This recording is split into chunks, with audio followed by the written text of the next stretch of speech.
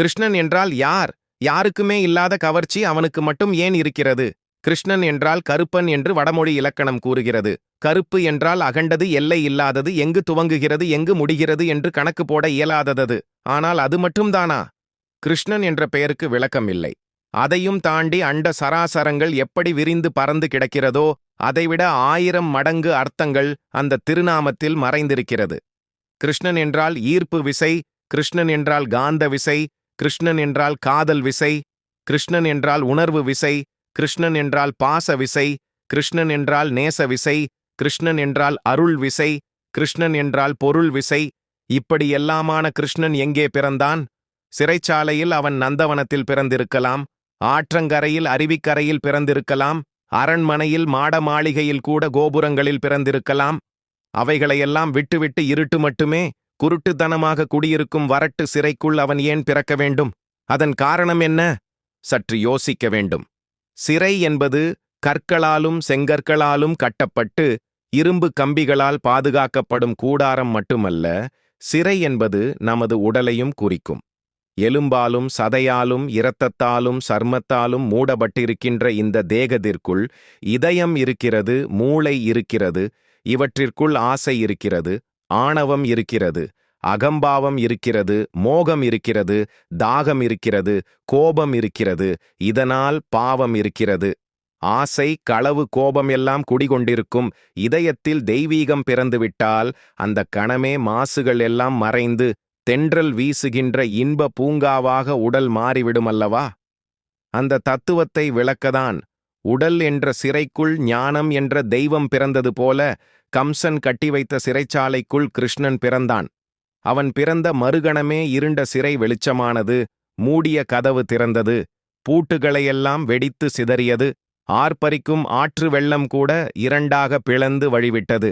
விஷம் கக்கும் நாகம் வந்து குடைபிடித்து மனித மனம் இருண்டு போன சிறைச்சாலைதான். அதனுள் எத்தனையோ விஷச் செடிகள் வளர்ந்து செழித்து தழைத்து கிடக்கிறது. ஆசை என்ற நீர் ஊற்றி மோகம் என்ற பயிரை அந்த சிறைக்குள் வளர்த்து வருகிறோம். வளர வேண்டிய மனிதன், வாழ வேண்டிய மனிதன், தெய்வத்தோடு ஒப்ப வைக்கப்பட வேண்டிய மனிதன் தாழ்ந்து கிடக்கிறான், தவறி கிடக்கிறான், பாழ்பட்டு கிடக்கிறான். அவன் உயர வேண்டுமென்றால் அவனது மனச்சிறைக்குள் கிருஷ்ணன் என்ற தெய்வம் பிறக்க வேண்டும். கிருஷ்ணன் அழகான பானையை உடைத்து அதனுள் இருக்கும் வெண்ணெயை அள்ளி அள்ளி உண்கிறானே, அது ஏன்? வெண்ணெய் அத்தனை சுவையானதா? திருடி தின்னும் அளவிற்கு சுவையில் உயர்ந்ததா? இல்லை, இல்லவே இல்லை. வெண்ணெயை எடுத்து நாவிலே வைத்து சுவைத்து பாருங்கள். அறுசுவையில் ஒரு சுவை கூட அதில் இல்லை. சுவையில்லாத சுவைதான் அதில் இருக்கிறது. அதை ஏன் கிருஷ்ணன் விரும்ப வேண்டும்? விருப்பு வெறுப்பற்ற ஆத்மா வெண்ணெயை போன்றது. அதில் உலக பற்று என்ற சுவை எதுவுமே கிடையாது. பற்றில்லாத ஆத்மாக்கள்தான் பரந்தாமனை சென்றடையும். அந்த தத்துவத்தின் எளிய விளக்கம்தான். கிருஷ்ணனின் வெண்ணெய் திருடும் படலம் எல்லாம் சரி, வெண்ணெயை மட்டும் எடுத்து உண்ண வேண்டியதுதானே. பானையை ஏன் உடைக்க வேண்டும்?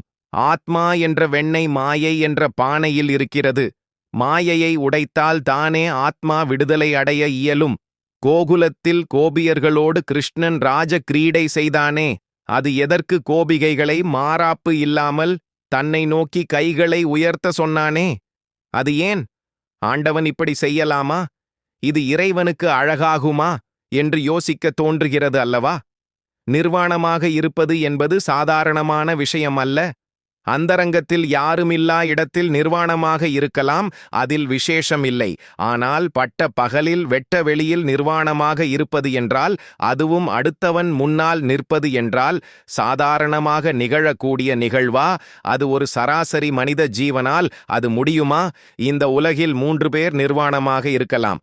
ஒன்று, குழந்தையின் நிர்வாணம். சின்னச்சிறு குழந்தை நிர்வாணம் அழகானது, ரசிக்கத்தக்கது. இன்னும் சிறிது நேரம் பார்க்க முடியாதா என்று ஏங்க தக்கது. இரண்டாவது நிர்வாணம் பைத்தியகாரனது நிர்வாணம். இது சகிக்க முடியாதது, பரிதாபகரமானது, நெஞ்சத்தை கசக்கி பிழிந்து சோகத்தில் தள்ளுவது. மூன்றாவது நிர்வாணம் யோகியின் நிர்வாணம்.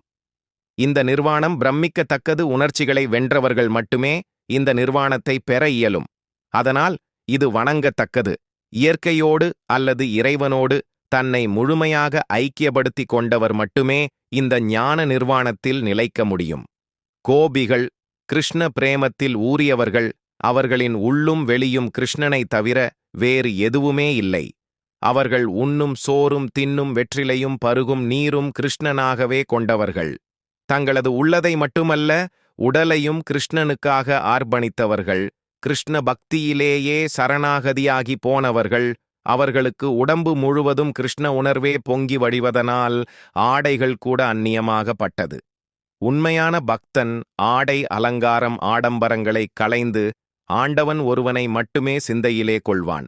அப்போது அவன் எந்த நிலையில் காட்சி தருகிறான் என்று அவனுக்கே தெரியாது. கோபிகையரின் காதல், ஆண்டாளின் காதல், மீராவின் காதல் அவர்களுக்கு மட்டுமே தெரிந்த உணர்ந்த தெய்வீக உணர்ச்சி. அந்த உணர்ச்சி உனக்கு வரவேண்டும் என்றால் நீ மான அவமான உணர்ச்சிகளை விட்டு வெளியே வரவேண்டும். உடல் என்ற கோட்டை சுவரை உடைத்து எரிய வேண்டும். உள்ளும் புறமும் நிர்வாணமாக, அதாவது கள்ளம் கபடம் எதுவுமே இல்லாத குழந்தையாக அவன் முன் நின்று மாதவா கேசவா மதுசூதனா என்று கைகளை உயர்த்தி பாட வேண்டும். இதுதான் கிருஷ்ணனின் ராஜகீரீடையின் தத்துவமாகும். காளிங்கன் என்ற நாகப்படத்தின் மீது நர்த்தனம் செய்தானே கண்ணபெருமான், அதன் விளக்கத்தை அறிந்து கொண்டால் மாயை என்ற பிசாசு, காமம் என்ற மோகினி, கோபம் என்ற அசுரன் நம்மை நெருங்கவே மாட்டான். கிருஷ்ணன் நர்த்தனம் புரிந்தது 5 தலை நாகத்தின் மீது. கிருஷ்ணன் ஆட ஆட ஒவ்வொரு தலையிலிருந்து விஷ அக்கினி கொட்டிக்கொண்டே இருந்தது. அந்த அக்கினியால் காளிங்க தீர்த்தமே ஆலகால விஷ தீர்த்தமாக ஆகிப்போனது. கிருஷ்ணன் ஆடினான். நாகபடம் சோறும் வரை ஆடினான். கிருஷ்ணன் மீண்டும் மீண்டும் ஆடினான். நாகத்தின் விஷம் முழுமையாக வெளியேறும் வரை கிருஷ்ணன் நிற்காமல் நிதானிக்காமல் ஆடிக்கொண்டே இருந்தான். நாகத்தின் தலையிலிருந்து ஆணவம் என்ற விஷம் கொட்டி தீரும் வரை ஆடினான் ஆடினான் ஆடிக்கொண்டே இருந்தான். கிருஷ்ணனின் இந்த ஆட்டம் நமது ஐம்புலன்கள் மீது அவன் ஆடுகிற ஆட்டமாகும். உன்னி கிருஷ்ணன் புலன்களின் மீது நடனமாட ஆரம்பித்தால் புலன்களின் வேகம் குறையும், வீரியம் குறையும், நாசகார இருளுக்குள் மனித ஆன்மாவை தள்ளுவது குறையும், ஞானத்தை, அறிவை, தெளிவை உணர்வதை அதிகரிக்கும். நாகத்தின் தலை மீது கிருஷ்ணன் ஆடுவது போல் ஒவ்வொரு மனிதனின் 1000 இதழ் கொண்ட சகஸ்ரத்தின் மீது கிருஷ்ணன் எப்போதும் இடைவிடாது ஆடிக்கொண்டே இருக்கிறான். அவனை உணர உணர உனது பாவம், உனது சோகம், உனது ரோகம் உன்னை விட்டு ஓடிக்கொண்டே இருக்கும். எனவே நீ செய்ய வேண்டியது ஒன்றே ஒன்றுதான். போ, ஓடிபோ. இன்று புதிதாக பிறந்திருக்கும் குழந்தை, கிருஷ்ணரின் திருவடிகளை இறுக பற்றிக்கொள். உன் பற்றுகளை எல்லாம் அறுத்தெறியும்படி அவனிடம் பிரார்த்தனை செய்.